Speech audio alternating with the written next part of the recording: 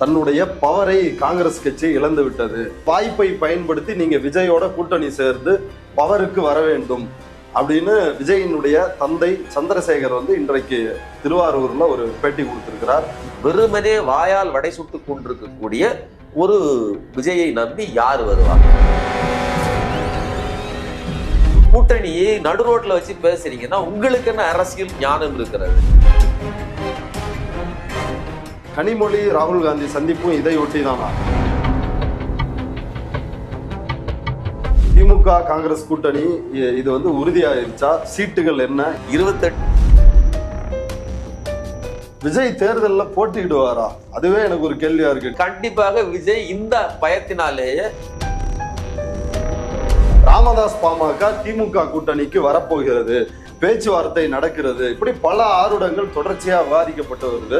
கூட்டணிக்கு வரப்போகிறாரா? திமுக ராமதாஸ் வரணுமா வேண்டாமாங்கிறது நீங்க முடிவு பண்ணிக்கங்கன்னு சொல்லி அதை விசிக தலைவர் திருமாவளவன் அவர்கள் கையில கொடுத்துருச்சு. அரசியலில் ஒரு அனாதையாக இன்னைக்கு கையேறு நிலையில நிக்கிறாருன்னா, நான் தூங்கிட்டு இருக்கிறப்ப என்ன கொல்றதுக்கு பாக்குறாங்க அப்படின்னு யாருகிட்ட இருந்து? பையன்கிட்ட இருந்து. சொந்த பையனே. ஆமா, விசிக தலைவர் திருமாவளவன் தான் உங்களுக்கு போன் பண்ணி ஆறுதல் சொன்னாரு. அதை கூட என் புள்ள, நான் பெக்காத புள்ளன்னு சொன்னீங்க. திருமாவளவன் என்ன முடிவெடுத்தாரு? ராமதாஸை திமுக சொல்வது என்னன்னா, ட்ரைப்ஸ் பார்வையாளர்களுக்கு வணக்கம். இன்று நம்மோடு இணைந்திருக்கின்ற சிறப்பு விருந்தினர், அரசியல் விமர்சகர், ஊடகவியலாளர் திரு சுமன் கவி அவர்கள். வாருங்கள், அவரோடு விவாதிக்கலாம். தொடர் வணக்கம். வணக்கம் தொடர். மற்ற கட்சிகளுக்கு ஆதரவு கொடுத்து காங்கிரஸ் இன்றைக்கு தேய்ந்து விட்டது, தன்னுடைய பவரை காங்கிரஸ் கட்சி இழந்து விட்டது. ஆகவே காங்கிரஸ் கட்சி விஜய் ஒரு வரலாற்று வாய்ப்பை வழங்குகிறார். அந்த வாய்ப்பை பயன்படுத்தி நீங்க விஜயோட கூட்டணி சேர்ந்து பவருக்கு வர வேண்டும் அப்படின்னு விஜயினுடைய தந்தை சந்திரசேகர் இன்றைக்கு திருவாரூர்ல ஒரு பேட்டி கொடுத்திருக்கிறார். அது பற்றி உங்களுடைய கருத்து என்ன? இல்ல, விஜயினுடைய தாவேகா கட்சிக்குள் விஜயினுடைய தகப்பனாருக்கு என்ன பவர் இருக்கு? நீங்க அடுத்தவங்களுக்கு பவர் கொடுக்கறது இருக்கட்டும், உங்களுக்கு என்னையா பவர் இருக்கு அப்படிங்கிற கேள்வியை தான் நாம் முதல்ல கேட்க வேண்டியிருக்கு. விஜயோட அப்பாங்க, அதுவே பவர் தாங்க. இல்ல, விஜயினுடைய அப்பாங்கிறது வெறும் உறவு மட்டும்தான். அந்த உறவும் கூட ஒரு குறிப்பிட்ட காலகட்டத்தில் முறிந்து போய்விட்டது. 2021 கலாட்டாவில் கொடுத்த பேட்டியில சொல்றாரு, புசியானந்த்னு ஒருத்தர் வந்தாரு, எங்க குடும்பத்துக்கும் விஜய்க்குமான உறவே துண்டிக்கப்பட்டு விட்டது. முழுக்க விஜய் புசியானந்தினுடைய பேச்சை கேட்டு ஆடுகிறார், நாங்க எந்த இதுவுமே நாங்க கான்டாக்டே பண்ண முடியறது இல்ல அப்படின்னு சொல்லி புலம்புனார். சரி, அதற்கு பிறகாவது அந்த இதுல ஏதாவது மாற்றம் உண்டா? கிடையாது. இப்ப கட்சி ஆரம்பித்ததுக்கு பிறகு கூட ஒரு விழாவுக்கு வந்தாருன்னா உங்களை சரியா கவனிக்கிறது கிடையாது. நீங்களா போய் வணக்கம் போட்டு அப்படி பாத்துக்கிட்டுறீங்க. அவர் லைட்டா கையெல்லாம் தட்டி விட்டுட்டு போன வீடியோக்கள்லாம் வந்துச்சு. ஸோ எதுக்கு சொல்ல வர்றேன்னா, இப்போதும் ஒரு தகப்பன் அப்படிங்கிற அடையாளத்தை தவிர வேற எந்த முக்கியத்துவமும் எஸ்ஏசிக்கு கட்சிக்குள் கிடையாது. எஸ்ஏசி விஜயை வச்சு ஒரு கட்சி ஆரம்பிக்கணும்னு ஒரு முயற்சி பண்ணி ஒரு அறிவிப்பு வந்துச்சு, அதோட அதற்கும் எனக்கு சம்பந்தம் இல்லைன்னு சொல்லி விட்டுட்டு போனார். இதுதான் இவர்கள் தகப்பன் மகனுக்குள்ள இருக்கக்கூடிய உறவு, இந்த பவர். அப்போ உங்களுக்கே பவர் இல்லை, நீங்க என்ன பவரை காங்கிரஸுக்கு கொடுக்கறது? இன்னொன்னு அவர் சொல்றதுல ஏதாவது லாஜிக் இருக்குதா அப்படின்னு பார்ப்போம். காங்கிரஸ் கட்சி இன்னொரு கட்சியோடு உறவாடி தன்னுடைய பவரை எல்லாம் இழந்துருச்சு அப்படிங்கிறாரு. முதல்ல உங்களுக்கு அரசியல் தெரிந்திருந்தால் அப்படி கொஞ்சம் கொஞ்சமாக அரசியல் பவரை அது இழந்துச்சா? அதான் பராசக்தின்னு ஒரு படம் வந்துச்சுல்ல, அதை பார்த்துட்டு வந்திருந்தா கூட உங்களுக்கு குறைந்தபட்ச அடிப்படையில இது புரிஞ்சிருக்கும். விஜய்க்கு அரசியல் தெரியாது, அவருக்கு அவர் ஒரு கத்துக்குட்டி அப்படிங்கிறதுலாம் வேற விஷயம். நீங்க தான் பல அரசியல் படங்கள் எடுத்திருக்கீங்க, தொழிலாளர் உரிமை பத்திலாம் படங்கள் எடுத்திருக்கீங்க, விஜயகாந்தை வச்சு பல படங்கள் எடுத்திருக்கீங்க இல்லையா, பல அரசியல் தத்துவங்களை சொல்லிருக்கீங்க திரையில. அப்ப திமுக ஆதரவு நிலையில இருந்திருக்கீங்க. ஆமா, கலைஞருக்கு ரொம்ப நெருக்கமா இருந்தாரு. அப்போ உங்களுக்கு இது தெரியாம இருந்திருக்கிறாரு.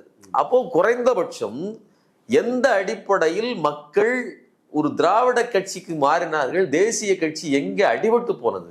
நம்ம காங்கிரஸ்ன்னு சொல்லல, ஹிந்தியை இம்போஸ் பண்றாங்க, அந்த இடத்துல தேசியம்ங்கிறது உள்ள ஊடுருவி நிற்குது. அங்கே மாநில உரிமை, சுயாட்சி, தன்னாட்சி, மாநில தன்னாட்சிங்கிற அடிப்படையில தான் திமுக வருது.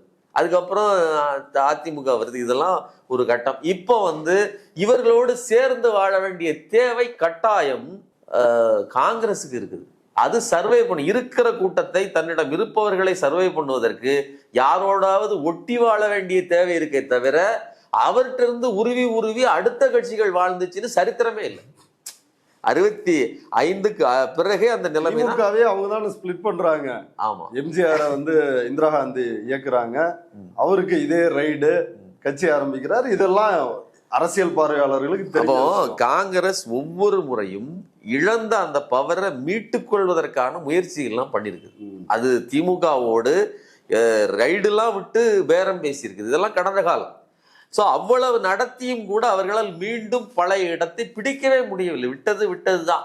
இது காங்கிரஸுக்கு தமிழ்நாட்டில் மட்டும் இல்லை, இந்தியா முழுவதுமே இப்படிப்பட்ட ஒரு பாடம் உண்டு.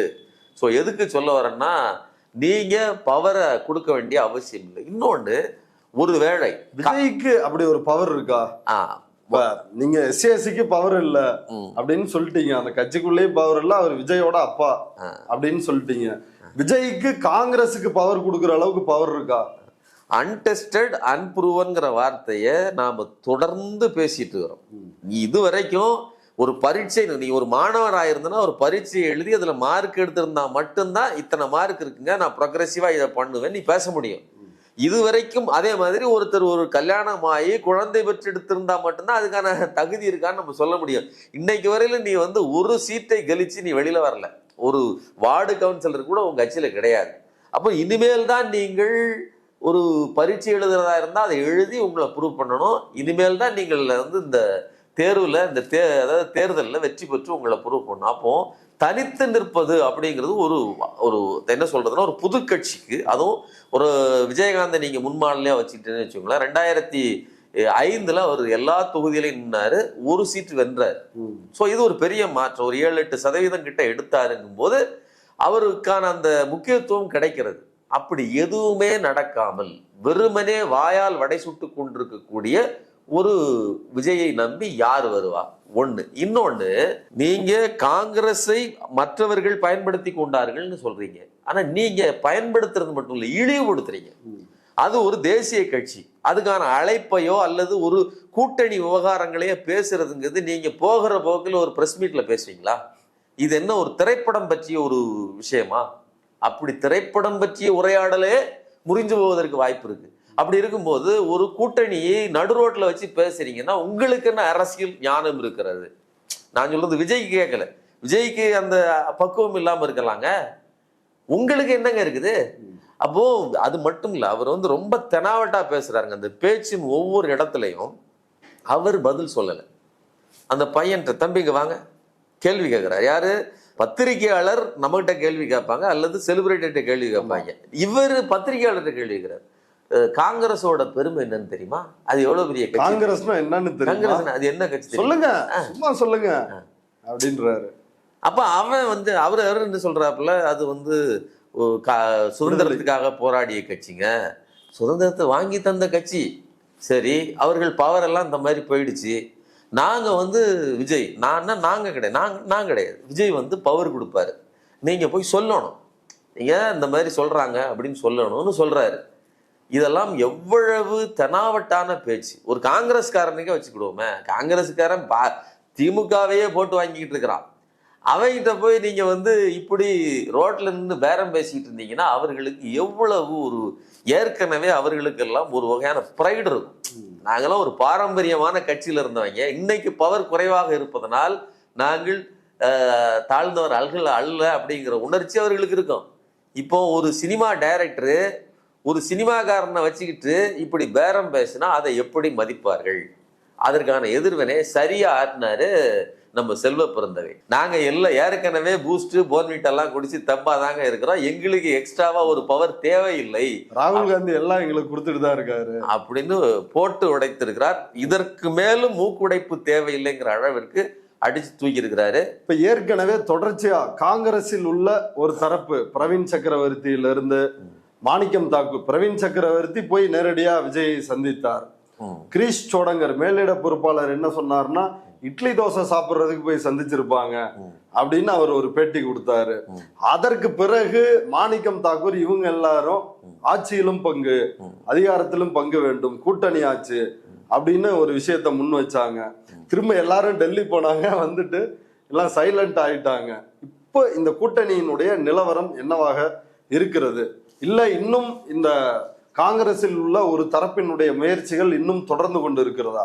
அதாவது கூட்டணியை வைப்பதற்கு கூட்டணிக்கான முக்கியமான ஆள்கள் யாருங்கிறது இருக்கு. நீங்க இவர் இருக்கிறாரு பிரவீன் சக்கரவர்த்தி பொறுத்தவரை அவர் யாரு, கட்சியில் அவருடைய பங்கு என்ன? நான் தான் மீண்டும் மீண்டும் கேட்கிறேன். ஒரு தேர்தல் வியூக வகுப்பாளரை வைத்துக்கொண்டு நீங்க பேசுனீங்கன்னா அதுக்கு அப்படி பேரம் எங்கேயாவது நடக்குமா? தேர்தல் வியூகம் எப்படி பண்ணணும்னு சொல்லலாமே தவிர எத்தனை சீட்டு வாங்கணுங்கிறதெல்லாம் கட்சிக்காரங்க தான் பேசணும். அப்போ கிரீஷ் ஜோடேங்கர் சொன்னதுங்கிறது ஒரு நக்கலான பதில். எங்களுக்கு இன்னொன்னு, நாங்கள் ஒரே ஒரு கட்சியோடு மட்டும்தான் இதுவரைக்கும் நாங்க பேசிட்டே இருக்கிறாரு, யார்ட்டையும் பேசலன்னு சொன்னப்போவே இந்த பிரவீன் சக்கரவர்த்தியினுடைய முகத்தில் கரியை பூசி விட்டார் சோடேங்கர். அதுக்கு மேல பதில் சொல்ல வேண்டிய அவசியம் இல்லை. இன்னொன்னு மாணிக்கம் தாக்கூரோட நிலைமை அந்தோ பரிதாபம் தான். நீங்க தளபதியோட பேச்சு கேட்டிருப்பீங்க. திமுக தளபதி அதாவது பதில் ஒரு தடவை பேசினாலும் நச்சுன்னு அடிச்சிட்டாப்ல. மதுரை எம்எல்ஏ தளபதி அவர்கள் பிரமாதமா சொல்லிட்டாரு, யோ நீ எம்பி ஆயிட்ட, நீ அந்த தெனாவட்டுல உட்கார்ந்துக்கிட்டு அடுத்து எம்எல்ஏ ஆகணும்னு கனவு கண்டுகிட்டு நிறைய பேர் காங்கிரஸ்ல காத்திருக்காங்க, அவங்களெல்லாம் சோலி முடிக்கிறதுக்கு நீ வேலை பார்த்துட்டு இருக்கிற அப்படின்னு உள்ள இருக்கக்கூடிய அஜெண்டாவை உடைத்து தள்ளிவிட்டார். இதுதான் ஜோதிமணிக்கும் அதே தான் சொல்றாங்க. அதே நோக்கம். நீங்க விட்டுருந்தா, அதாவது திமுக மட்டும் சரியாக வேலை செய்யாமல் விட்டுருந்தார், ஒரு 1000 ஓட்டுல தானங்க ஜெயிச்சிருந்த மாணிக்கம் தாக்கூர் பெரிய நின்ன அன்ன போஸ்ட்ல ஜெயிக்கிற அளவுக்கு மிகப்பெரிய ஆற்றல் படைத்த நபரா ஜெயபிரபாரன் இழுபறி. ஆமா, ஒரு சின்ன அதான் அந்த அம்மா சொன்னிச்சு, ஒரு சின்ன பையன் நீங்க விட்டுருந்தீங்கன்னா அவன் ஜெயிச்சிருப்பான், நீங்க ஏன் இவ்வளவு நெருக்கடி கொடுத்தீங்கன்னு திமுகவை பார்த்து சொன்னது, அவங்க காங்கிரஸை பார்த்து சொல்லல. நல்லா புரிஞ்சுக்கங்க. அப்ப வேலை செய்தது உனக்காக கிடந்து தெரு தெருவா அலைஞ்சு ஒவ்வொரு வீடா தட்டி ஒவ்வொரு கிளவிகளா தூக்கிட்டு ஓட்டு போடுங்கம்மான்னு சொல்லி வேலை செய்ததெல்லாம் திமுக. நீ இன்னைக்கு நின்றுட்டு அதாவது திமுகவின் தோளில் நின்று பதவியை வாங்கிட்டு இன்னைக்கு திமுகவுக்கு குளிபறிக்கிற, நீ திமுகவுக்கு குளிபறிக்கல, உன் கட்சிக்காரன் உனக்கு எதிராக இருக்கிறவன் அடுத்த கட்டமா எம்எல்ஏ வந்துடக்கூடாது அப்படிங்கிறதுக்காக உன் லாபியை நீ பண்ணிட்டு இருக்க அப்படிங்கிறத தளபதி போட்டு உடைத்து விட்டார். இதுதான் நடக்கிற இது. அதனால இந்த கூட்டு குழப்பம் இருக்குல்ல, இவர்கள் யாரும் காங்கிரசினுடைய தலைமையின் எண்ணம் என்ன, அவர்களுடைய திட்டம் என்ன அப்படின்னு பிரதிபலிக்கிறவர்கள் கிடையாது, அவர்களுடைய ரெப்ரசன்டேட்டே கிடையாது.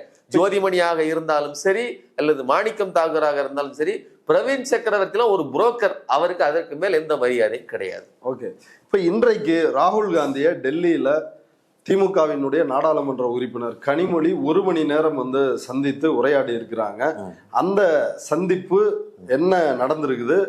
இந்த கூட்டணி திமுக காங்கிரஸ் கூட்டணி இது உறுதியாயிருச்சா? சீட்டுகள் என்ன? இந்த விவரங்கள் ஏதாவது உங்களுக்கு கிடைச்சதா? இந்த கூட்டணி இன்னும் இன்டாக்டாக இன்னும் வலுவாக இருக்கிறது. இந்தியா கூட்டணியை தூக்கி செல்லுகிற பிரதான கட்சியாக காங்கிரஸை இது திமுக நம்புகிறது, திமுகவை காங்கிரஸ் ஒருத்தர் ஒரு டிபெண்டன்ட் மோட்ல தான் இருக்கிறாங்க. குறிப்பாக ராகுல் காந்திக்கும் ஸ்டாலின் அவர்களுக்கும் இடையில் ரொம்ப நெருக்கமான உறவு இருக்கிறது. அதை யாராலும் கீழே இருந்து இந்த மாதிரியான உதிரிகள் சத்தமிடுவதால் தங்களது தனிப்பட்ட உணர்வுகளை தேவைகளை முன்வைப்பதால் ஒருபோதும் அசைக்க முடியாது. இதுதான் ஒரு முக்கியமான செய்தி. இன்னொன்று, அவர்கள் கேட்பது 30 தொகுதிகள் கேட்டிருக்காங்க. காங்கிரஸை பொறுத்தவரையிலும் 30 தொகுதி ஒரு ராஜ்யசபா சீட் அப்படிங்கிறது அவங்களுடைய டிமாண்டு. ஆனால் இவர்கள் திமுகவை பொறுத்தவரையிலும் எக்ஸ்ட்ராவா தரும், பட் 30 கொடுக்க முடியாது. ஏன்னா வேறு கட்சிகளும் எக்ஸ்ட்ராவா கேட்டுக்கிட்டு இருக்கிறாங்க, நிலைமை கொஞ்சம் எக்ஸ்ட்ரா. இன்னொன்று, இவர் மானியமா கட்சியினுடைய கமலஹாசன்லாம் இருக்கிறாரு, அவருக்கு ஒரு 3 சீட்டாவது கொடுப்பாங்க. அடுத்த கட்டத்தில் வேற எந்த கட்சிகள் வருதுன்னு சொல்ல முடியாது. ஒவ்வொரு உதிரி கட்சிகளுக்கும் ஒரு சீட்டு கொடுத்தாக வேண்டிய கட்டாயம் இருக்குது. சிபிஐ சிபிஎம்முக்கு 6 சீட்டாவது கொடுப்பாங்க கண்டிப்பா. அதே மாதிரி விசிகாவுக்கும் ஒரு நல்ல நம்பர் கொடுக்கப்பட வேண்டியது இருக்குது. ஸோ எப்படி கூட்டி கழிச்சு பார்த்தாலும் தங்களுடைய கடந்த முறை தங்களுடைய கையில் இருந்த சீட்டுகளை எடுத்துத்தான் திமுக கொடுத்தாங்க. அப்போ இதனால நாங்கள் ஒரு எக்ஸ்ட்ரா 3 சீட்டு போட்டு 28 சீட்டு ஒரு ராஜ்யசபா எம்பிங்கிற அளவில் பேசி முடித்திருக்கிறார்கள். இதுதான் வந்து இப்போ இருக்கிற செய்தி. அதனால இந்த கூட்டணி கனிமொழி ராகுல் காந்தி சந்திப்பும் இதை ஒட்டி தானா? ஆமா, இதுதான் இதற்கு மேல், அதாவது கூட்டணியினுடைய அவங்க வந்து இங்கெல்லாம் யாரு கூடயுமே பேசுறது இல்லையா? மேலிட பொறுப்பாளர், கீழிட பொறுப்பாளர், இப்படி பல பொறுப்பாளர். இவர்களுக்கு கட்சிக்குள் எந்த இடத்திலும் அதாவது முடிவெடுக்கிற எந்த இடத்திலும் இல்லை இவர்கள். ஏங்க பாடிங்கிறது என்னங்க? அதோட மூளை தான் முடிவெடுக்கும். திங்க் டேங்க், அந்த அறிவு தான் சுண்டு விரல் தனி மூளை தனி எடுக்காது. கால் கட்டை விரலுக்கு தனி அறிவு கிடையாது. அதே மாதிரி உன்னுடைய பொறுப்பு என்ன, உன்னுடைய இடம் என்ன? திருச்சி வேலுசாமியாக இருந்தாலும் சரி, இன்ன பிற நபர்களாக இருந்த நீங்கள் தனித்து இயங்க முடியுமா? கட்சிக்குன்னு ஒரு இது இருக்குதுங்க. கட்சி தலைவர் சொல்றாரு, தமிழ்நாட்டினுடைய தலைவர் செல்வ பெருந்தகை சொல்றாரு, வேலுசாமி கூப்பிட்டா அவர் மட்டும்தான் இருக்கணும், பின்னாடி திரும்ப யாரும் இருக்க போறது இல்ல, அதான் அவருடைய இடம். ஆமா, நீங்க வந்து அதாவது பாஜகவினுடைய திங்க் டேங்கா இருக்கக்கூடிய நம்ம துக்ளக் குருமூர்த்தியினுடைய விழாக்களில் போய் கலந்து கொண்டு பாஜகவுக்கு வேலை செய்யக்கூடிய ஒரு RSS கைக்கூலியாக இருக்கிற நபரினுடைய பேச்சை எல்லாம் காங்கிரஸ் கேட்டு நடக்காது. இன்னொன்னு, அவருடைய இழிவான பேச்சுக்களை ஒருபோதும் காங்கிரஸ்காரர்களை ஏற்றுக்கொள்ள மாட்டாங்க. ஒருமையில வாடா போடான்னு பேசுறாரு. ஆமா, இதெல்லாம் வந்து நான் என்ன சொல்றேன்னா, நீங்க திமுக காரர்கள் கூட்டணி காரணத்துக்காக பொறுத்துக் கொள்கிறார்கள், நீங்க எதுக்காக பொறுத்துக்கிறீங்க? நீங்க தலைவருக்கே மரியாதை இல்லைன்னா இவர் இந்த நபர் எதற்காக வைத்துக் கொண்டிருக்கிறீர்கள் அப்படிங்கிற கேள்வியை நம்ம கேட்கிறோம். இன்னொன்னு, அவர் தெளிவா சொல்றார், பொது வெளியில் கூட்டணியை பற்றி பேசாதீர்கள். அதை பத்தி திருச்சி வேலுசாமிகிட்ட கேட்கும் போதுதான் அவன் என்ன கேட்கறதுக்கு அப்படின்னு சொல்றாப்ல. இதெல்லாம் அயோக்கியத்தனமான பேச்சு. அந்த ஆள் முதல்ல காங்கிரஸ்காரரே கிடையாது அப்படிங்கறத என்னுடைய கருத்து. அடுத்ததா இப்ப தாவேகா என்ன தனித்து தானா? இப்ப எஸ்ஏசி வந்து காங்கிரஸ கூப்பிடக்கூடாத முறையில அழைப்பு இப்படியெல்லாம் விடுப்பாங்களா? அப்படி ஒரு அழைப்பை விடுக்கிறாரு. பலரும் விஜய் வந்து முதல் மாநாட்டிலே சொன்னாரு, நம்மோடு வருவார்கள் இல்லையா யாராவது, அவங்களுக்கும் நம்ம வந்து கூட்டணியில அதிகாரத்தில் பங்கு தர போறோமா இல்லையா அப்படின்லாம் விஜய் வந்து பேசினாரு. ஆனா விஜய் வந்து இன்னைக்கு என்ன நிலைமையில இருக்கிறார்? இல்ல, விஜயினுடைய பேச்சில் உள்ள மாற்றத்தை பாருங்க நீங்க. அவர் இப்போ செயல் வீரர் கூட்டத்துல பேசினதை கவனிச்சிங்கன்னா ஒரு விஷயம் தெரியும். ஒன்னு டிஎம்கே இல்லன்னா தாவேகா அப்படின்னு சொல்லி 1 to 1 நிறுத்திட்டு இருப்பாங்க. டிவிகே டிஎம்கே இதான் போட்டினாரு, இருமுனை போட்டி. ஆனா இந்த மேடையில அப்படி பேசல. இந்த மேடையில நீங்க அதாவது 2 விதமான போட்டி இருக்குது. ஒன்னு டிஎம்கே இருக்குது, இன்னொன்னு அதிமுகவை ஒரு போட்டியாக கருதுறாரு. அப்ப என்ன பொருள்னா, இவர் ஆட்டோமேட்டிக்கா தன்னை ஒரு 3வது சக்தியாக தள்ளிக்கிறாரு. தான் வந்து 2வது இடத்தில் வரப்போகிறேன், இங்கே அதிமுக என்ற ஒரு சக்தியே இல்லை அப்படின்னு பேசினவர் இன்னைக்கு பின்வாங்கி பேசுகிறாருன்னா அதிமுக தன்னுடைய கூட்டணியை காமிக்குது. அது முழுமை அடைஞ்சிருச்சா அடையலையா, அது சரியா இருக்கா இல்லையாங்கிறது 2வது விஷயம். ஆனா திமுகவுக்கு எதிராக ஒரு நம்பராகவும் சரி கூட்டணியாகவும் சரி இன்னைக்கு நின்றுட்டு இருக்குன்னா அது அதிமுக கூட்டணி தான். ஆனா விஜய்க்கு அப்படி ஒரு கூட்டணி இருக்கா? யாராவது ஒருத்தர் வந்து நம்பி சேர்ந்திருக்காங்களா? எத்தனை வியூகங்களை வகுத்தீங்க?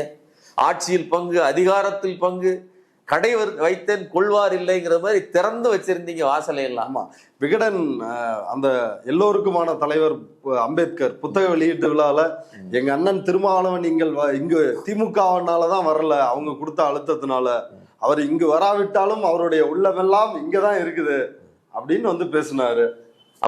அப்படி சொன்ன அவர் தான் அந்த ஏற்பாட்டை எல்லாம் பண்ணினவர் ஆதவர்ஜுனா. அந்த ஆதவர்ஜுனா இன்னைக்கு என்ன பேசுறாரு?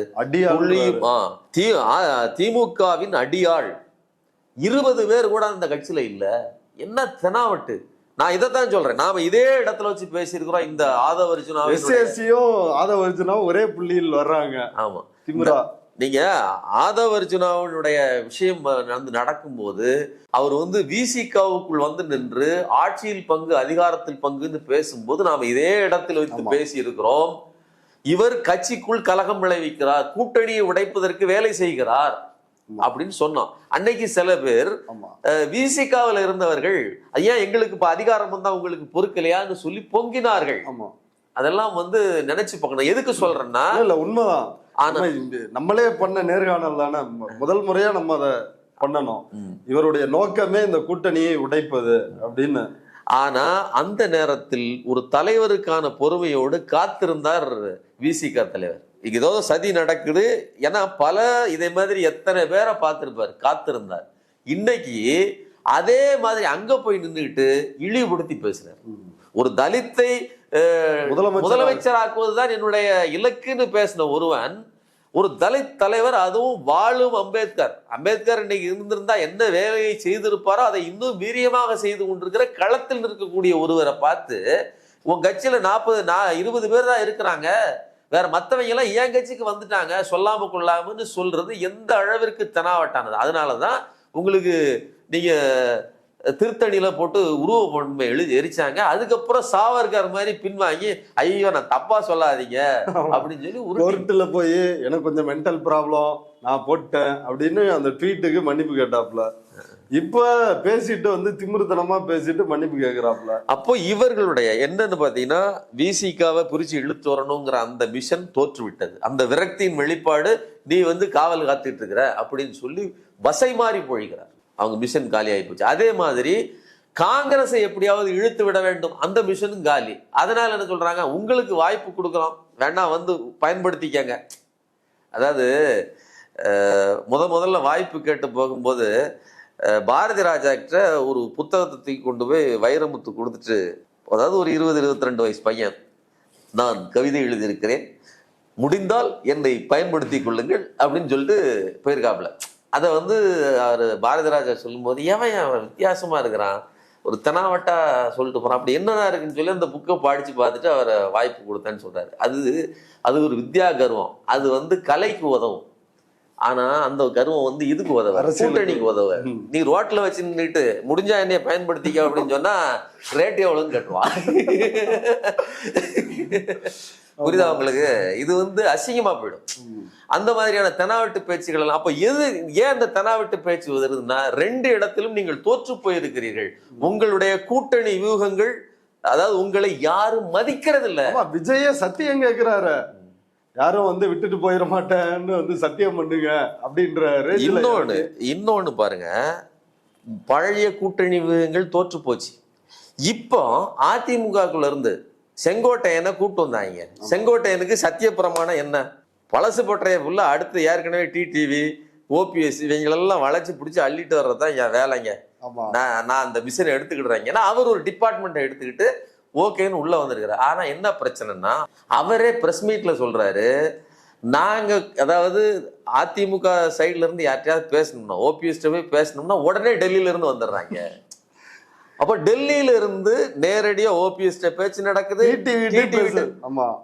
அது டிடிவி நியாயமா சொல்றாரு, அதை சொல்லிருக்காரு. என்ன சொல்றாருன்னா, அண்ணன் செங்கோட்டையன் என்கிட்ட பேசினாரு, அது உண்மைதான், நானும் மறுக்க முடியாது, எனக்கு பெரியவர் அப்படிங்கிறதுல மரியாதை நிமித்தமா சரி நான் இருக்குன்னு சொல்லல இல்லைன்னு சொல்லல, ஆமான்னு சொல்லிக்கிட்டேன் அப்படிங்கிறாரு. அப்ப என்னன்னா, ஒரு பக்கம் பாஜக வலவிரிக்குது, இன்னொரு பக்கம் இவங்க வலவிரிச்சிருக்காங்க, எல்லாவற்றிலும் நெருக்கடி. அதுல தாவேகா சைடுல மிகப்பெரிய பின்னடைவு, இவர்களால் எதையும் சோபிக்க முடியவில்லை, இவர்களுடைய வியூகங்கள் தோற்று போயிருக்கிறது. அப்படி எந்த ஒரு கட்சினாலும் இப்ப ஏற்கனவே ஆட்சியில் இருக்கிற அல்லது ஆட்சியை பிடிக்க நினைக்கின்ற எதிர்கட்சிகள் வந்து பல வியூகங்கள் கூட்டணிகள் இப்படியெல்லாம் அமைச்சு அடுத்தடுத்த ஸ்டெப் வந்து போறாங்க. விஜய் வந்து ஒண்ணுமே அப்படி தெரியலையே. இன்னும் 2 மாசத்துல எலெக்ஷன் இருக்குது, 234 தொகுதி இருக்குது, வேட்பாளர்கள் போடணும், மக்களை ஆர்கனைஸ் பண்ணணும், எவ்வளவோ விஷயங்கள் இருக்குது. உண்மையிலே இவங்க ஏதாவது ஒரு சீட்டாவது ஜெயிப்பாங்களா? இல்ல அடிப்படையில அப்படி ஒரு சிம்டம்ஸே என்ன தெரியலையே. அதாவது கட்சி கட்டமைப்பை நீங்கள் வலுப்படுத்துவதற்கு வேலை செய்திருந்தால் வெளியிலிருந்து பார்க்குறவனுக்கு என்ன தோணி இருக்கும்னா, இவங்க நல்ல ஆர்கனைஸ்டா கட்சியை வச்சிருக்காங்க, இவர்களோடு சேர்ந்து நிற்பது ஒரு பக்குவமான நடவடிக்கைன்னு நமக்கு தெரியும். ஆனா சில தினங்களுக்கு முன்னால தினமலர்ல ஒரு கட்டுரை வந்துச்சு, அனானப்பட்ட செங்கோட்டையனே பனையூருக்கு போனா 4 முறை பனையூருக்கு போயிருக்காரு, காத்து கிடந்திருக்காரு. அந்த மேடையிலேயே அசிங்கப்படுத்திட்டாங்களே. அவரு சொல்றாரு, கண்ட இடத்துல போய் விசில் ஊதாதீங்க, வயசானவங்க காதெல்லாம் அது ஓட்டு போயிருன்றாரு. அந்த மேடையிலேயே இன்னொரு நிர்வாகியை வச்சு தமிழ் தாய் வாழ்த்து பாடுறப்ப யாராவது விசில் அடிச்சாங்களா? இது கட்டுக்கோப்பான குடும்பம் அப்படின்னு அங்கேயே பதிலடி கொடுத்தாங்க. ஸோ அவர் என்ன நினைக்கிறாரு நீங்க நல்லா யோசிச்சு பாருங்க. அவரு பனையூர்ல போய் காத்து கிடக்குறாரு, பார்க்க முடியல. 2வது 4 நாள் போய் உள்ள அனுமதி இல்லை. 2வது இங்க நீலாங்கரைக்க போறாரு, அதுல இருந்து ஒரு 3 கிலோமீட்டர் தான். இந்த சைடு போனீங்கன்னா நீலாங்கரை பீச் பக்கத்துல போனீங்கன்னா அவர் வீட்டுக்கு போறாரு, அங்க பெரிய கேட்டு, அங்கேயும் உள்ள அனுமதி கிடையாது, போறாரு, பேப்பரை கொடுத்து படிக்க வைக்கிறாங்க. டீ பிஸ்கட்டு மேரி பிஸ்கட் கொடுத்து அங்கே முக்கி சாப்பிட்டு பேப்பர் படிக்கணும்னு கொடுத்துட்டு அனுப்பிடுறாங்க. அண்ணன் உள்ள இருக்காரா இல்லையா என்னன்னே தெரியாது. இதுதான் வந்து செங்கோட்டையனுக்கே நிலைமை. இன்னொன்னு, செங்கோட்டையனுடைய மேடை பேச்சில் கவனிச்சோம்னா ஒரு அன்ஆர்கனைஸ்டு கூட்டம் இருக்குது. அந்த கூட்டம் எப்படி வாக்காக மாறுங்கிற ஒரு பதட்டம் இருக்குது. வெளியில இருந்து பாக்குறவங்களுக்கெல்லாம் வந்து கூட்டம் நிறைய வச்சிருக்காருன்னு சொல்லக்கூடிய ஒரு கூட்டம் ஒண்ணு தனியா இருக்குது. ஆனாலும் அந்த கூட்டம் எப்படி வாக்களிக்கும்? நீங்க ஒரு 4 பேர் இந்த கட்சி மேல ஒரு நல்ல மரியாதையோட இருக்கிறான் ஓட்டு போடலாம்னு நினைச்சா கூட அவன் காதுல போய் விசில் அடிச்சிடாத. ஏன்னா அண்ணன் உள்ள நுழையும் போதே எவனாவது காதல அடிச்சிருப்பான். புரியுதா அவங்களுக்கு? அவரே திடுக்கிட்டு இருப்பாரு.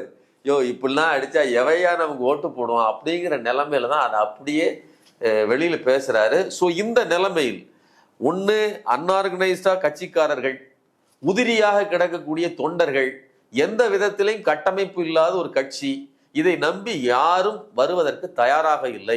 இதுதான் இன்னைக்கு இருக்கக்கூடிய விஜயினுடைய நிலைமை. விஜய் தேர்தலில் போட்டியிடுவாரா? அதுவே எனக்கு ஒரு கேள்வியா இருக்கு. டிடிவி நான் போட்டியிட போறது இல்லை, ஏன்னா என்னுடைய பாசத்திற்குரிய தொண்டர்களை நான் எம்எல்ஏவா ஆக்கணும்னு ஆசைப்படுறேன்ட்டாரு. ரிசல்ட்டை முதல்ல அவர் வந்து சொல்லிட்டாரு. விஜய் போட்டியிட வாய்ப்புண்டா? விஜய் போட்டியிடுவதற்கு வாய்ப்பு குறைவுங்கிறத விட வாய்ப்பு இல்லை, வாய்ப்பே இல்லை அப்படிங்கிறத என்னுடைய கருத்து. ஏன் அப்படின்னா விஜய்க்காக வேலை செய்வதற்கு விஜயே முதல்ல வரணும். விஜயே வருவது குறைவு. விஜய் வந்தா பல பிரச்சனைகள் இருக்குன்னு அவங்களே சொல்லுவாங்க. இன்னொன்னு, விஜய் ஒரு இடத்துல நிக்கிறாருன்னா கட்சிக்காரன் உள்ள அங்க வந்துருவான். மற்ற எந்த கான்ஸ்டிடியூஷன்லயும் வேற எந்த ஒரு இடத்துலயும் போக மாட்டாங்க, வேற எந்த இடத்துலயும் தொகுதிக்கும் போக மாட்டாங்க. அப்ப எப்படி வேலை நடக்கும்? குறைந்தபட்சம் பெர்சன்டேஜா நீங்க நிறைய வாக்குகள் வாங்குறீங்கன்னு சொல்றதுக்கு கூட விஜய் ஜெயிக்கிறதுக்கு இன்னொரு சிக்கல், ஒரு வேளை தோற்றுட்டாருன்னு வச்சுக்கோங்க. ஏன்னா அனானப்பட்ட கமலஹாசனையே தண்ணி குடிச்சிட்டாரு. ஏன்னா அதனால லேசிப்பட்ட காரியம் கிடையாது. களத்துல இருந்து வேலை செஞ்சு ஒவ்வொருத்தரையும் வந்து கூப்பிட்டு வெத்தலை வாக்கு வச்சு கூப்பிட்டு வந்து அழைச்சிதான் ஓட்டு போட வைக்கணும். களத்துல அப்படி நீ இருக்குது. இன்னொன்னு 68,000 பிஎல்ஏக்களை வச்சிருக்காங்க திமுகவுல. இன்னொன்று, ஓரணியில் தமிழ்நாட்டில் ஒவ்வொரு வீட்டிலையும் போய் 1,35,00,000 பேரை சந்திச்சு அவங்கள இது கட்சிகளை இணைச்சு வச்சிருக்காங்க. சாதாரண விஷயம் கிடையாது. வெறும் 27,000 பேர் ஒரு சந்துக்குள்ள வச்சு அமுக்குனீங்க, அதை கூட்டம்னு காட்டினீங்க.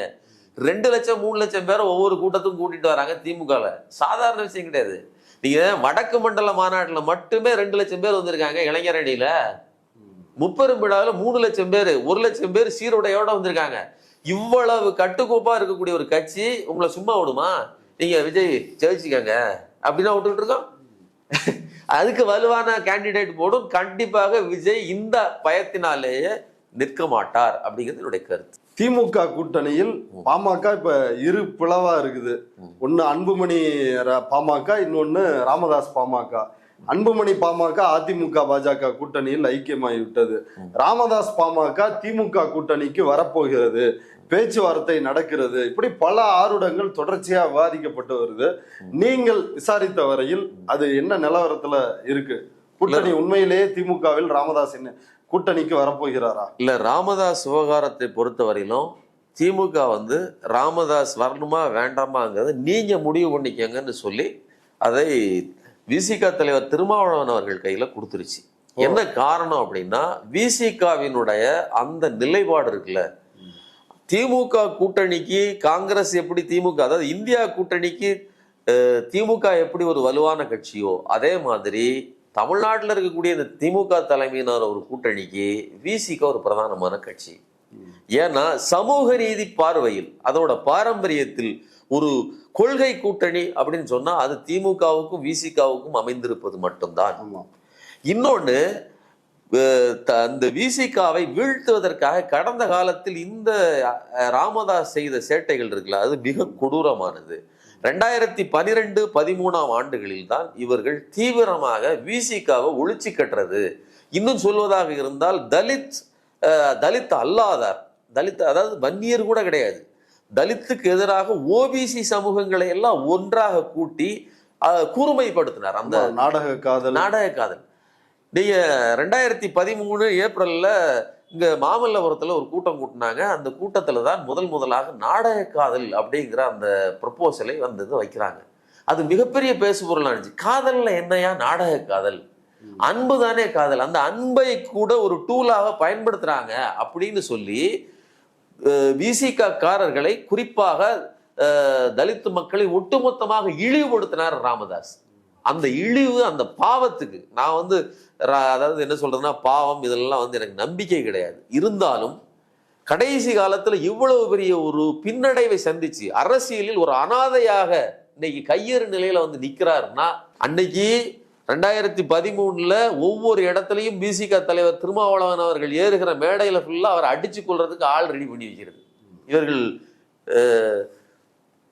ஆனா இன்னைக்கு நிலைமை என்ன ஆயிருச்சு, நான் தூங்கிட்டு இருக்கிறப்ப என்ன கொல்றதுக்கு பாக்குறாங்க அப்படின்னு யாருகிட்ட இருந்து, பையன்கிட்ட இருந்து, சொந்த பையனே. ஆமா, நீங்க அது அந்த பையன் உங்களை அழிக்கிறதுக்கு முயற்சி பண்ணா, என்னைய வந்து உயிரோட கொன்னுட்டான் அப்படின்னு சொல்றீங்க. நான் நடபணமா இருக்கிறேன், எந்த நிமிஷம் என்கிட்ட வந்து அதிகாரத்தை பிடுங்கினானா அப்பவே நான் பணமாயிட்டேன்னு சொன்னீங்க, என்னைய கொள்றதுக்கு சதி பண்ணான்னு சொன்னீங்க. அந்த நேரத்தில் விசிக தலைவர் திருமாவளவன் தான் உங்களுக்கு ஃபோன் பண்ணி ஆறுதல் சொன்னாரு. அதை கூட என் புள்ள, நான் பெக்காத புள்ளன்னு சொன்னீங்க. ஸோ இதெல்லாம் வந்து ஒரு என்ன சொல்றதுன்னா, காலம், நான் மீண்டும் மீண்டும் சொல்றேன், இந்த பல கருப்பையா தான் சொல்லுவாரு, காலம் உங்களை செருப்பால் அடித்து உங்களுடைய இடம் என்ன என்று காட்டுகிறதுன்னு சொல்லுவாரு. அவருக்கும் காட்டியிருக்கு, ராமதாஸுக்கும் காட்டி ரெண்டு. ஏன்னா ராமதாஸும் கடைசி நேரத்துல 2 பேரும் தான் பேசிட்டாங்க. 2 பேருக்குமான இடத்த காலம் செருப்பால் அடித்து காட்டி விட்டது அப்படிங்கிறது முக்கியமானது. இன்னொன்னு, திருமாவளவன் இப்ப திமுக தலைவர் வந்து நீங்க முடிவு பண்ணுங்க அப்படின்னு விசிக தலைவர்கிட்ட சொன்னதா சொல்றீங்க. திருமாவளவன் என்ன முடிவெடுத்தார்? வெளியில அவர் கொடுக்கிற பேட்டிகள்ல திமுக தலைமை தான் முடிவெடுக்க வேண்டும், எந்த கட்சி கூட்டணியில் சேர்க்க வேண்டும் கூடாது அப்படின்னு. ஆனால் ஜாதிய மதவாத கட்சிகள் உள்ளே வந்தா நாங்கள் கூட்டணியில் இருக்க மாட்டோம் அப்படின்னு அவர் சொல்லிட்டாரு. இல்ல, அப்ப திமுக தலைவரினுடைய நிலைப்பாடு என்ன? இப்ப திருமாவினுடைய அந்த புள்ளியை நீங்க சரியா புரிஞ்சுக்கணும். எனக்கு பாமக வேண்டாம், எனக்கு பாஜக வேண்டாம் அப்படி கூட அவர் சொல்லல. பாஜக ஒரு மதவாத கட்சின்னு அதை நேரடியா சொல்லுவாரு. ஆனா பாமகவும் குறிப்பா ராமதாஸை சொல்லும் போது எங்களுக்கு ஜாதியவாதம் மதவாதம் ரெண்டும் வேண்டாம் அப்படிங்கிறாரு. அப்போ இதுதான் ஒரு சரியான பதில். அதாவது ராமதாஸுக்கு ஒரு நெருக்கடி பிரச்சனைன்னா உடனே போன் போட்டு பேசுவதோ, அவருக்காக போய் நிற்பதோ, ஒரு பிள்ளை மாதிரி நின்று அவரை பாதுகாத்துக்கிறாரு. அது தனிப்பட்ட உறவு. ஆனா கொள்கை வெவ்வேறானது. இப்ப அந்த இடத்தில் தான் மிக தெளிவாக இருக்கிறார் திருமாவளவன் அவர்கள். இது இந்த கொள்கை இது வந்து முரணாயிரும். இன்னும் கூடுதலா நம்ம சொல்றதா இருந்தா, ஒருவேளை அவரே அனுமதித்தால் கூட அது ஒரு ஜாதியவாதமும் சாதியத்துக்கு எதிரான ஒரு சமூக நீதி பார்வையும் கொண்ட ஒரு கூட்டணிக்குள்ள இவர் வந்து வந்தாருன்னா முரண்பாடா போறதுக்கு வாய்ப்பு அதிகமாக இருக்கிறது. இன்னொரு செய்தியும் சொல்றேன், விசிக தன்னுடைய நிலைப்பாட்டை தெளிவாக சொல்லிவிட்டது, வாய்ப்பில்லை. ஐயா ராமதாஸ் அவர்கள், முதலமைச்சரோட நிலைப்பாடு என்ன? முதலமைச்சரை பொறுத்தவரையிலும் அதுவும் குறிப்பா திமுக தரப்புல இருந்து வந்த செய்தி என்ன அப்படின்னா, அதிமுக பக்கம் போகாதீங்க, விஜய் பக்கம் வேணாலும் போங்க, அல்லது தனித்தும் நில்லுங்க. ராமதாஸை வந்து திமுக சொல்வது என்னன்னா, உங்களுக்கு தேவை என்ன, உங்களுக்கு என்ன தேவை, ஐயாவுக்கு எது தேவையோ அதை, ஐயாவுக்கு என்ன வேணுமோ அதை ஒரு பார்சல் வீட்டுக்கு வந்துடும், கூட்டணி மட்டும் நீங்க மாற்றி, அதாவது அதிமுகவோடு செல்லாதீர்கள். இதுதான் வந்து வைக்கக்கூடிய டிமாண்ட். இன்னொரு முக்கியமான செய்தியை நான் சொல்ல வர்றேன் என்னன்னா, அப்ப கட்டாயம் வந்து திமுக கூட்டணியில் ராமதாஸ் கிடையாது. கண்டிப்பா கிடையாது, கண்டிப்பா கிடையாது. எவ்வளவோ வாய்ப்புகள் வந்து விசிக தலைவருக்கு இருந்துச்சு இல்லையா? அதிமுக காத்திருந்தார்கள், விஜய் வந்து வெளிப்படையாவே வந்து கூப்பிட்டாரு, இப்படி எல்லாரும் வந்து காத்திருந்து அவர் திமுக கூட்டணியிலே இருக்கிறார். ஆனா தொடர்ந்து வந்து 1 சீட்டு 2 சீட்டு 5 சீட்டு அப்படின்னு அவரை கொச்சைப்படுத்துறதும் தொடர்ந்து போயிட்டே இருக்கு. அதாவது எந்த ஒரு கட்சியாக இருந்தாலும் அதோட கவுண்ட் பிளஸ் வலு இதெல்லாம் வச்சுதான் அதை வந்து அதுக்கு கூட்டணியில இடம் கொடுக்க முடியும். ஒண்ணு. இன்னொன்று, 1 சீட்டு 5 சீட்டுங்கிறதுல முக்கியம் இல்லை. நான் என்ன சொல்றேன்னா, கழுத விட்டே கை நிறையா பிறக்கிற மாதிரின்னு சொல்லுவாங்க. அதே மாதிரி நிறைய அள்ளி வச்சிருக்கிறதுனால அது வந்து உயர்வானதுன்னு கிடையாது. இன்னொன்று, தங்கம் 1 கிராம் இருந்தாலும் கூட அதோட மதிப்பு வேற. இன்னைக்கு வந்து 5500 ரூபா ஒரு நாளையில ஏறி இருக்கு. அதனால திமுகவில் கொடுக்கப்படுவது ஒரு பொட்டு மணியாக இருந்தாலும் அது தங்கம், மற்றதெல்லாம் எதுன்னு நான் சொல்ல வேண்டிய அவசியம் இல்லை. அதனால அடுத்தவர்கள் அதை கொடுப்பார்கள் அப்படின்னு சொன்னா அது எண்ணிக்கைகள்ல விஷயம், அது எவ்வளவு வேலிடு, அது வெற்றி பெறக்கூடியதா, அதை திருமாவளவர்களே கடந்த காலத்தில் சொல்லியிருக்கிறார். அதோட மரியாதை அவருக்கும் தெரியும். ஸோ அதனால இன்னொன்று, வித்தவுட் டிமாண்ட், எனக்கு இது இவ்வளவு வேணும்னு சொல்லி கடுமையான டிமாண்ட் இல்லாம சமூக நீதி பார்வையில் அவர் உள்ள இருக்கிறாருங்கிறது தான் இங்க பிரதானமானது. இன்னொன்று, வெளியில இருந்துகிட்டு இவ்வளோ விமர்சனங்களை வைக்கிறல்ல, நான் என்ன சொல்றேன், வந்து கொத்தடிமையா காவல் காத்துக்கிட்டு இருக்கிறாரு. அது இதுன்னு யாரு பேசுறா? அதிமுக பேசுது, தாவேகா பேசுறா. அப்ப ஏன் கூப்பிடுற? நீ ஏன் கூப்பிடுற? நீ என்ன அதாவது என்ன சொன்ன விசிகாவுக்கு ஏதாவது தாவேக்கால இணைந்திருக்கிற ஃபெலிக்ஸ் திருமாவளவன் வந்து தலித் மக்களை நடுத்தருவுல விட்டுட்டாரு, சுயநலவாதி, பாசிஸ்ட், இப்படியெல்லாம் வந்து அவரை பத்தி கொச்சப்படுத்தி பேசுறாரு. இதெல்லாம் பேசுறதுக்கு உனக்கு என்ன தகுதி இருக்குது? நீ யார்? நீ வந்து ஒரு ஊடக புரோக்கர், ஒரு மாமா பயர். நேத்து வரையிலையும் அதாவது 41 பேர் செத்து கிடக்குறான். அவனுடைய அந்த சாவுக்கு பொய் காரணங்களை கற்பிச்சு உன்னை இதுக்கு உள்ள போடணும். நான் என்ன சொல்றேன், சிபிஐ விசாரணை உண்மைது வேண்டும். நான் ஒவ்வொரு இடத்துலையும் சொல்றேன். உனக்கு எப்படி தெரியும் அங்க இதுதான் நடந்தது, இவர் இது பண்ணாருன்னு சொல்லி எத்தனை குற்றச்சாட்டுகளை ஆளுங்கட்சி மீதும் அமைச்சர் மீதும் செந்தில் பாலாஜி மீதும் வச்ச? உனக்கு உன் மீதும் விசாரணை, சிபிஐ விசாரணை வைக்க வேண்டும் அப்படிங்கிறது என்னுடைய கருத்து. இதை பற்றிலாம் பேசுவதற்கு இந்த பிலிக்ஸுக்கு எந்த தகுதியும் கிடையாது. இன்னொன்னு, இந்த அரசியல், அதாவது இன்னைக்கு இருக்கக்கூடிய சினாரியோவை பொறுத்தவரையிலும் 2 கட்சிகளை புறக்கணிக்க வேண்டும். இன்னொன்னு, இந்த தேர்தலில் முக்கியமான ஒரு விஷயம் அப்படின்னா 2 கட்சிகளுக்கு பூனைக்கு மணி கட்டுவது அப்படிங்கிறது சொல்லுவாங்கல்ல, அதே மாதிரி 2 கட்சிகளை தள்ளி நிறுத்தணும். அதுல குறிப்பா வந்து பாமக, இன்னொன்னு தேமுதிக. மற்ற கட்சிகளுக்கு அது ஏதாவது ஒரு வந்து கொள்கைன்னு ஒண்ணு சொல்ல முடியுங்க. இப்போ பாஜகவுக்கு கூட ஒரு கொள்கை உண்டு. இந்து சாம்ராஜ்யத்தை உருவாக்க வேண்டும், வலதுசாரி கொள்கை தான் என்னுடைய கொள்கை. இது வந்து பாஜக. இன்னொன்று, அதிமுகவுக்கு கூட ஒரு கொள்கை உண்டு, அது திமுக எதிர்ப்பு அப்படிங்கிறது. ஏதாவது ஒரு காரணம் இருக்குல்ல. திமுகவுக்கு அது பாரம்பரியமா கொள்கை உள்ள கட்சி. ஆனால் இவர்களுக்கு என்ன கொள்கை?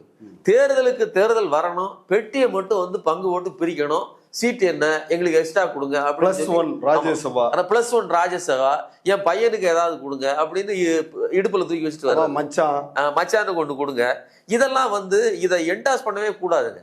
இது வந்து திட்டமிட்டு திராவிட கட்சிகளா இருந்தாலும் சரி அல்லது பாஜகவா இருந்தாலும் சரி, இந்த 2 பேரும் சேர்ந்து முடிச்சு கட்ட வேண்டியது இந்த குரூப்பை தான். யாரு? ராமதாஸ், அன்புமணி, குறிப்பா வந்து பிரேமலதா, தேமுதிக. ஏன்னா விஜயகாந்த் இருந்த போது அது நிலைமை வேற. விஜயகாந்த் ஒரு ஆக்டிவா இருந்த போது அது எதிர்கட்சி அளவுக்கு வந்துச்சு.